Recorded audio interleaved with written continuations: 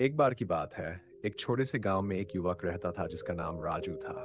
राजू बहुत ही चतुर और मेहनती था, लेकिन वह हमेशा अपनी समस्याओं पर बहुत सोचता रहता था। उसकी ये आदत उसे मानसिक तनाव में डाल देती थी। एक दिन राजू अपने गांव के एक बड़े बुद्धिमान व्यक्ति, जो कि एक साधु थे, के पास गया। उसने साधु से कहा, महाराज, मैं हमेशा अपने भविष्य के बारे में सोचता रहता हूँ। मुझे ये चिंता सताती है कि मैं सफल हो पाऊंगा या नहीं। क्या मैं सही रास्ते पर चल रहा हूँ? मेरी सोच मुझे बेचैन कर देती है। साधु ने राजू की बात सुनकर मुस्कुराते हुए कहा, बेटा, क्या तुम मेरी एक कहानी सुनना चाहोगे? राजू ने उत्सुकता से कहा, जी हाँ महाराज। साधु ने कहानी शुरू की। एक समय की बात है। एक छोटे से गांव में एक किसान रहता था। किसान बहुत मेहनती था, लेकिन वह हमेशा अपने खेतों की फसल को लेकर चिंतित रहता था। उसे डर था कि क्या बारिश होगी, क्या फसल अच्छी होगी, और क्या वह बाजार में अच्छी कीमत पाएगा। ये सोचते सोचते उसकी नींद उड़ गई थी। एक दिन उसने अपने खेत के पास एक बूढ़े व्यक्ति को देखा, जो हंसते हुए खेतों में काम कर रहा था। किसान ने उससे पूछा, बाबा, आप इतनी खुश कैसे हैं? मुझे हमेशा चिंता सताती है।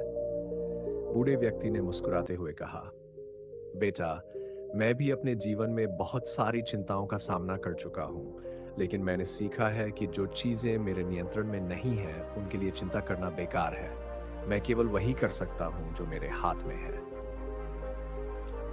किसान ने सोचा, यह सच है। मैं अपनी मेहनत कर सकता हूँ, लेकिन बारिश और फसल की गुणवत्ता पर मेरा कोई नियंत्रण नहीं है। उसके बाद किसान ने निर्णय लिया कि वह अपनी मेहनत पर ध्यान देगा और चिंताओं को छोड़ देगा। उसने अपने खेतों में कड़ी मेहनत की, और जब बारिश हुई तो उसकी फसल अच्छी हुई। उसे अच्छी कीमत भी मिली, और उसने महसूस किया कि चिंताओं को छोड़ने से उसकी जिंदगी में कितना बदलाव आया।